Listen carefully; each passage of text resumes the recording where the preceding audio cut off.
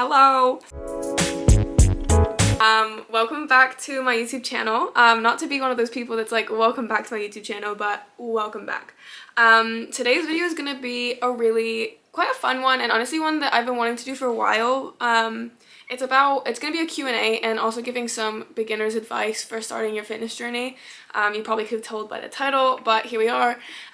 So yeah, let's get into it. So I think I'm gonna break this video down into two sections. So one is just gonna be me answering the questions in the Q&A, and then at the end I'm just gonna do like my general fitness advice for beginners, because there's so many things that I wish I knew when I was younger and getting into fitness that honestly would have saved me years. We don't need to talk about that, but that's okay, because that is what I'm here for. I'm here to educate and empower and encourage all of you to live your best lives healthy, happily, and sustainably. Is that a new tagline? I don't know.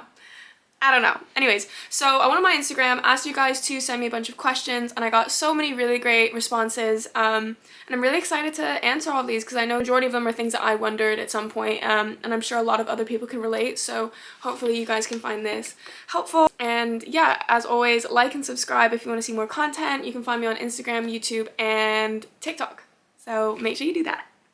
Thank you. And yeah, I also just wanted to like preface this video, not like a certified personal trainer or nutritionist or anything like that, and I don't claim to be, so all of this is my opinion and stuff that I've researched myself, and within the fitness industry there's so many different opinions on so many different things, so if you don't agree with my view on something, that's completely fine. I encourage you to do your own research or let me know what your opinion is. I'd love to have a discussion about it. I'm always open to learning, so yeah, don't come for me in the comments saying you're not PT. I know, okay? I know I'm not a nutritionist. I know I could improve, but we don't have to talk about that. That's not what we're here for. We're here for beginners, and I was a beginner, so let's get into it. First question is, how do you track your workouts? Do you write them down or something? So prior to filming this video, I tried to find my workout book that I have. So actually, I think I know where it is. Hold on. I found it. Don't look at my socks. I don't know why. I put on like lime green socks today. Again, we don't need to talk about it. Anyways, I couldn't remember where this was for the life of me, but the second I started speaking about it, anyways. So I bought this, the Ultimate Workout Log, will that focus, on Amazon. To be honest, I don't really use it too often, mainly because I've never been like super strict about the way I work out, mainly because I know that if I start planning it too much, I'll lose interest and it just won't be as fun for me anymore. But you can see here's an example that I did. Is that gonna focus? I don't even know, when was that? See, yeah, that was in July of last year, and it's just an upper body workout. Yeah, so you can write down the workouts that you've done, the sets and the weight and how many reps you did, and then any notes as well. Ooh, hit a PR on the DB bench press, so be happy with that. This session left me so tired though. 4 out of 5. Lovely. But yeah, so you can get books like this, you can write them in your notes. There's a million apps for it, so yeah, I just say find what works for you. So the second question is, what keeps me motivated every day? And honestly, this is one of like my most common questions and most like interesting topics, I think, is about motivation and in the gym. And honestly, like, I have to tell people all the time, I'm not motivated every day. Do you know what I mean? It's not like every single day I wake up, yes, let's go to the gym. 95% of the time, I would much rather stay in bed. Like, I go to the gym at 4 a.m. so I would like to sleep. It's been so consistently built into my habits at this point that I feel weird if I don't go, and I know I will, like, 99% of the time feel better if I do go. So I just get up and I go, and I don't really give myself time to think about it. But in terms of like finding motivation, you just need to have fun with it and make it an enjoyable experience as much as you can. So like whether or not it's like little treats that you want to give yourself. My goal was to go to the gym 4 times this week. If I went 4 times, then maybe I can, I don't know, have a brownie. I don't know, things like that, just to keep it a bit more fun, a bit more lighthearted. It doesn't need to be a crazy commitment that you're making. To be consistent is the main thing, and you need to build habits, because the habits are what's going to get you out of the bed on the days that you don't want to go. I can tell you that because this morning I didn't want to go to the gym. I got up and I went. That being said though, there are days that I just don't go, so never feel bad about skipping a day or anything like that. Okay, so the next question is how to start. I've never been to the gym, practiced a sport, and barely showed up in PE. What do I do? This is another one that I completely understand. It can be so overwhelming to start your fitness journey. You might not know where to start. There's so many different conflicting opinions over social media, but there is so much information available to you. So I would just say do some research, decide what your goals are, and kind of try to work around that. But the biggest thing is just starting. Like, everybody will say this, but you just need to go. You either need to go to the gym or just start working out at home, start going on walks, just like making small little differences in your life to kind of boost you forward on your fitness journey. But there's no magical potion to make you start going. You just have to decide that now, like, today's the day, I'm gonna go do it. And yeah, and you'll be good from there. Okay, so the next question is, should we include cardio every day for fat loss, or can we achieve it with only strength training? When it comes to cardio and trying to use it for weight loss, I think there's a lot of myths at the moment around how much cardio actually affects weight loss. So the majority of weight loss will happen in the kitchen. So it depends on what you're going to be eating. That's really going to depend on actually how much weight you're going to lose and how long of a span you're going to lose the weight in. I don't know if that sentence makes sense, but I would say incorporate cardio, but don't do it just for weight loss. So do it to improve your cardiovascular health. I wouldn't say do cardio every day. I think your body needs to rest, especially if you're doing weight training as well. For example, at the moment, I'm currently doing a split where every other gym day I'll do either cardio or abs, but I won't do them together anymore because I did it for a while, but I realized I was just getting burnt out. Your body needs that rest. So I guess to answer your question, no, I wouldn't do cardio every day. And I'm saying that in terms of like heavy cardio. I'm not saying don't go for like a 10-minute walk every day, but I wouldn't do hours and hours and hours of cardio and in the hopes of it meaning you're going to lose a bunch of weight, because the majority of that weight loss will come from your nutrition and things like that. So the next question, my alarm. Anyways, so this next question is beginner info for protein and creatine. This is a really important topic. I just want to make a blanket statement that supplements and additives and anything like that, they're not mandatory. Do you know what I mean? You can achieve your goals in the gym without those, but they help, is the way I like to see them. Because a lot of people might think, I have to do this if I want to see my growth, but it's just it's an additive. So I'm gonna split this into protein and creatine, but first I just want to explain a bit more about the science behind what happens when you're weightlifting. So when you're weightlifting, the muscle rips open, and then in recovery is where the muscle binds back together, and that's what makes it stronger and helps your muscle grow. In order to aid that, a lot of people will supplement with extra protein through protein shakes, protein bars, and things like that. And what that does is it just aids in the recovery, helps it bond quicker, and yeah, it just helps with muscle recovery, essentially. And then creatine is a naturally occurring protein that is found in a lot of like fish, animal foods, and things like that your body does naturally need, and we do get a bit of it, but it's used as a additive to taking protein, for example. Again, I really don't know like tons on this subject, so don't take everything I'm saying as like absolute gospel, but I think I've got like a fair idea of what it does. As a disclaimer as well, my friend also mentioned to me that, and I didn't know this, so I'm guessing a lot of people probably won't know it either, but a lot of pre-workouts will actually include creatine in their formula. So if you are taking creatine as a supplement, just make sure that you check how much creatine you're already getting from things like pre-workout. I say everything in moderation. You don't want your body to have too much of anything at any given time. And when it comes to supplements and anything like that, make sure you just do your research.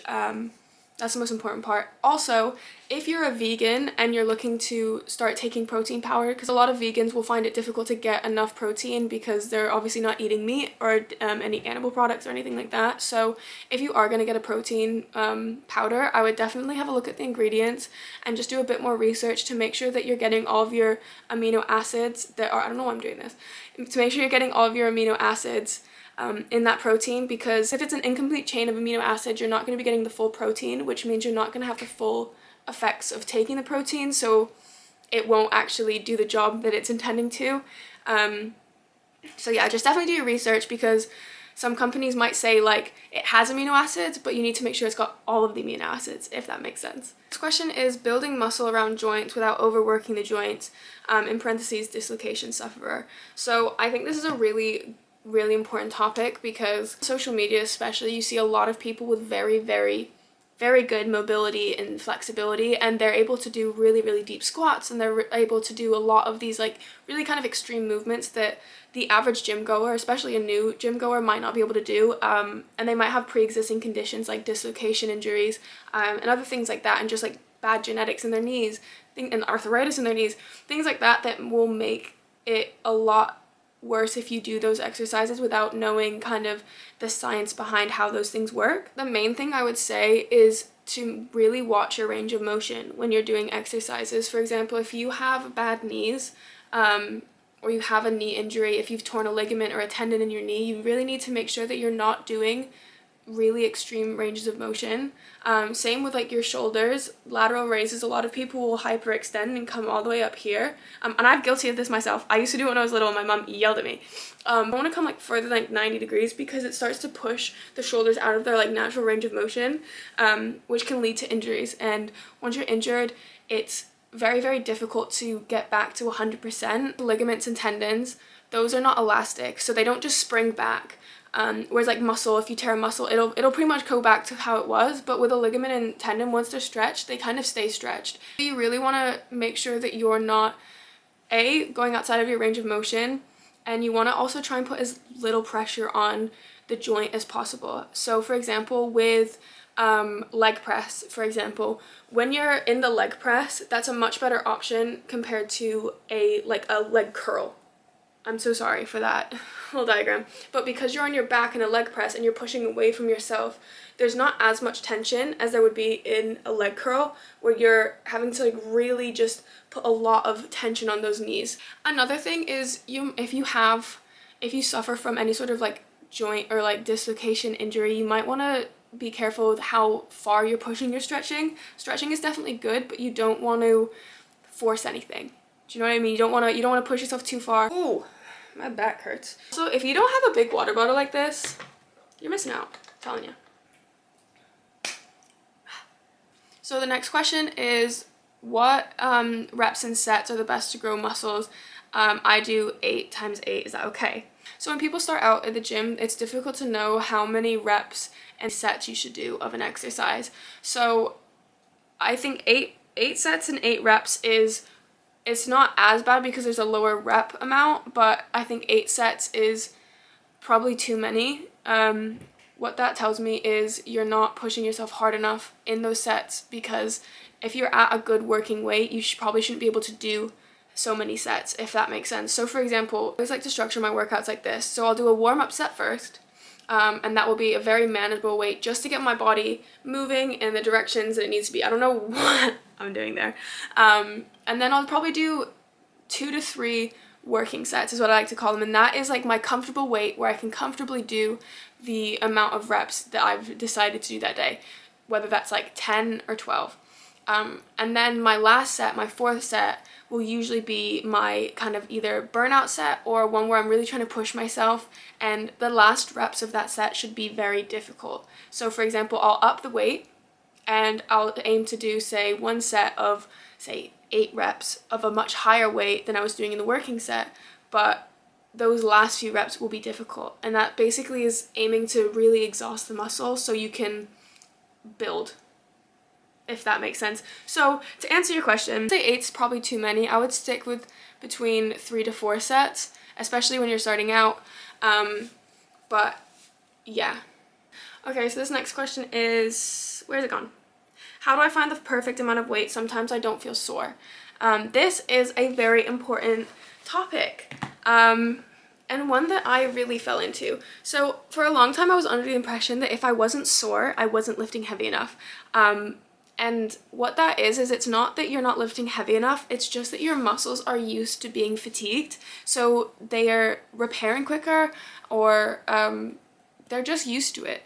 Do you know what I mean? It's like the more and more you start to do cardio, the less tired you're gonna get in the first like 5 minutes of running, but you're still doing the cardio. If you can't feel the exercise while you're doing it, that's a different story. So for example, if you do like 5 sets of one exercise and you don't feel any sort of burn in the muscle that you're working, then you should move up in weights because it's too light of a weight for you. But if you're not feeling sore afterwards, it doesn't mean that you're not going heavy enough. I would always say the perfect weight for you is one that you can do 3 sets of 10 comfortably. So if you can do 3 sets of 10 reps comfortably, that's like a good like working set weight.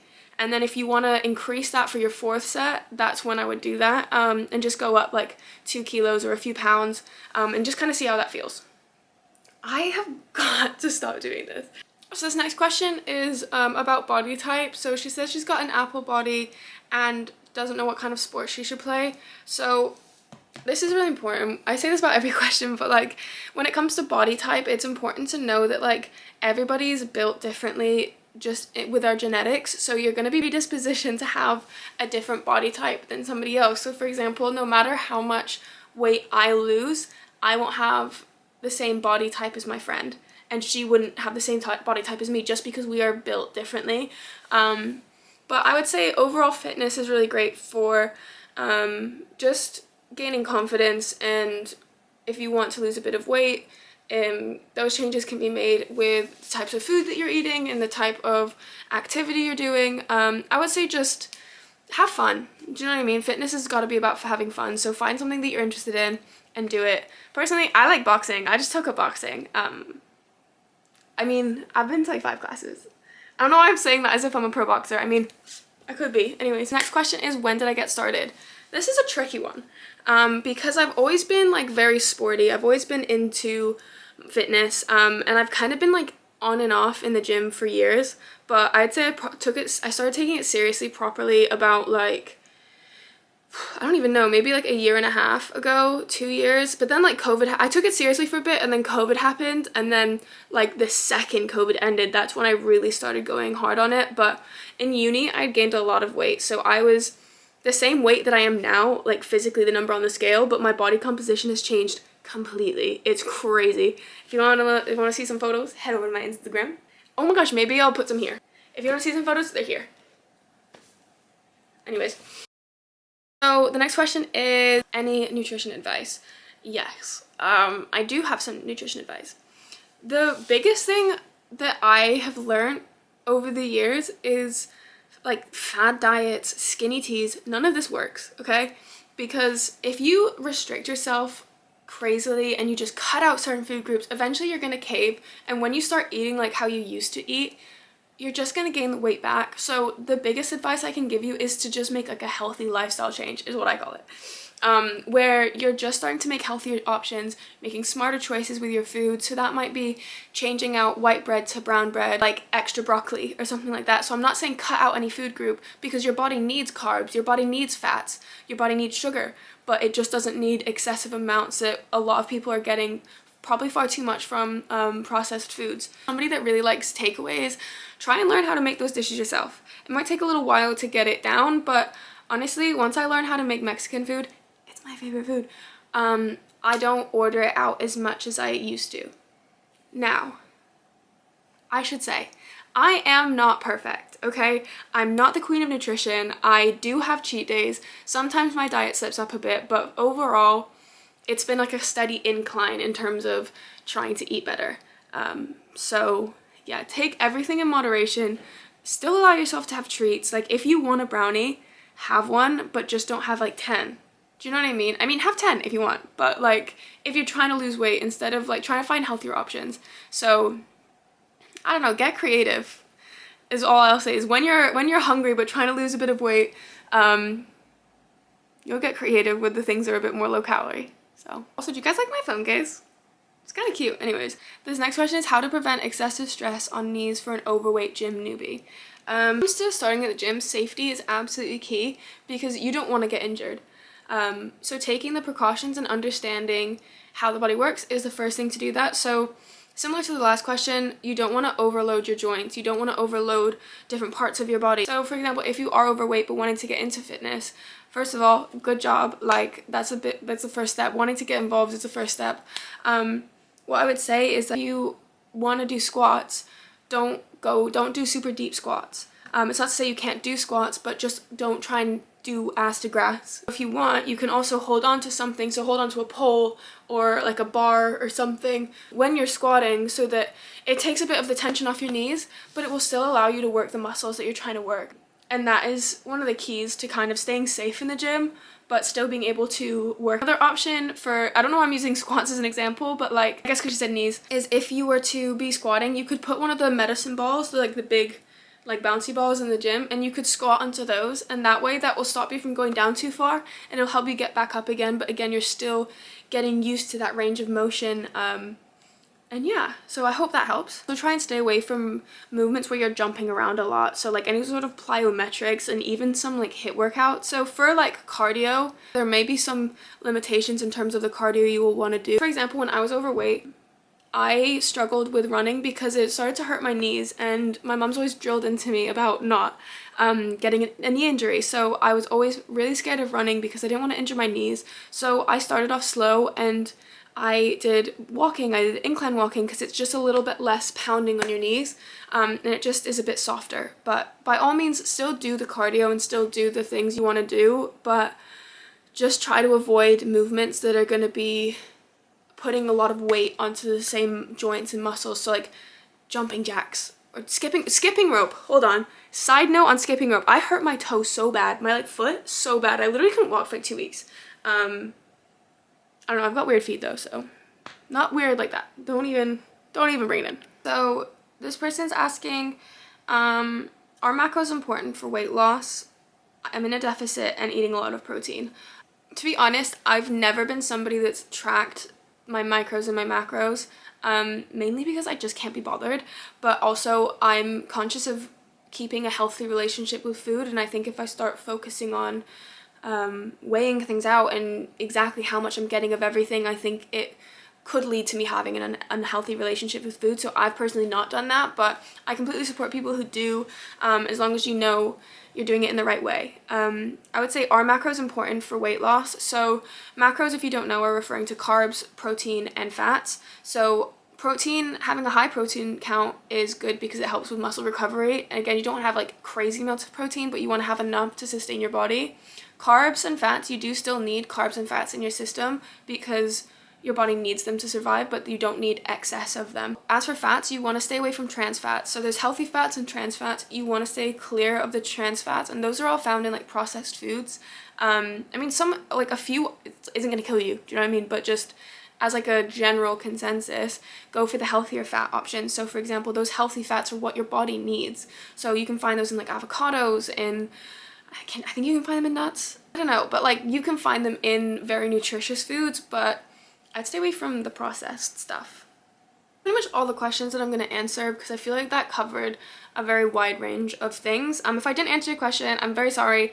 I might do a part 2 to this because there were a lot of really great suggestions on what I should speak about, but I didn't want to make this video like 4 years long, because no one needs to listen to me for that long. But there are a few things that I just wanted to go over and share with you guys that I think would really help people. And one of the first ones is about confidence in your fitness journey. So the biggest thing is trying to be confident in your body, and I want each and every one of you guys to be confident in your body how it is. You need to love your body how it is. There can be things you want to change and improve on, but you need to love yourself at the foundation and at your core, because that's what's going to keep you going. And don't get me wrong, I have bad body image days. Sometimes I'll look at myself in the mirror and be like, wow, get that out of my sight. But for the most part, I've been really working on trying to build confidence. And a lot of that does come from just going to the gym, because that was so embarrassing. Just be confident. It's easier said than done, but you'll get there. Other thing is, it kind of goes along with confidence, but the fear of embarrassing yourself at the gym. I single-handedly have embarrassed myself so many times at the gym, and like, yeah, obviously it's embarrassing, but you get over it. No one cares. I don't know how to say this without sounding rude, but just no one cares about what you're doing at the gym. And it's taken me so long to realize that, even myself. Even still now, there's times that I think people are staring at me. I mean, I walk around the gym with like a massive tripod and a camera, like, people are gonna look at you, do you know what I mean? But you just need to focus on what you're doing, why you're there, and just get on with it, really. I could do an entire video on the times that I've embarrassed myself. I probably will, because they're some of the funniest moments of my life now, looking back on them. I want everybody to know this. When it comes to starting with fitness, you don't need to go 1,000,000 times a week. If starting your fitness journey means you just want to go once per week for 30 minutes and walk on the treadmill, that is absolutely fine. Do you know what I mean? You do not need to go 5 times a week, do killer workouts to where your body's dead all the time. If you want to, fine. But as a beginner, you'll have a surge of energy at the gym all the time, complete lifestyle change, complete diet, that you'll burn out. You will burn out. I've done it myself. You need to create something that's sustainable for you. So that might be going like 1 to 2 times a week for a while, for a few months, just going, doing a few exercises, getting comfortable with the equipment, and then leaving, and knowing when to stop and not pushing yourself too far. Fitness is supposed to be fun. Do you know what I mean? So if there's exercises you don't like to do, don't do them. Simple. Simple. I didn't like squats for ages, so I did not do squats. Hi, so I actually realized I forgot to film an outro, so I'm just going to do that quickly now. Hopefully you found everything in this video quite helpful. If you have anything else, any other questions, let me know. Send me a DM on Instagram or drop a comment below. I'm happy to answer them anytime. I'll probably do some more beginner videos, to be honest, because there was a lot of questions I didn't manage to get to. They were all like very good questions, so I'll probably do a part 2 soon. But until then, stay sexy, drink your water, and subscribe to my YouTube channel and everything else. Okay, bye!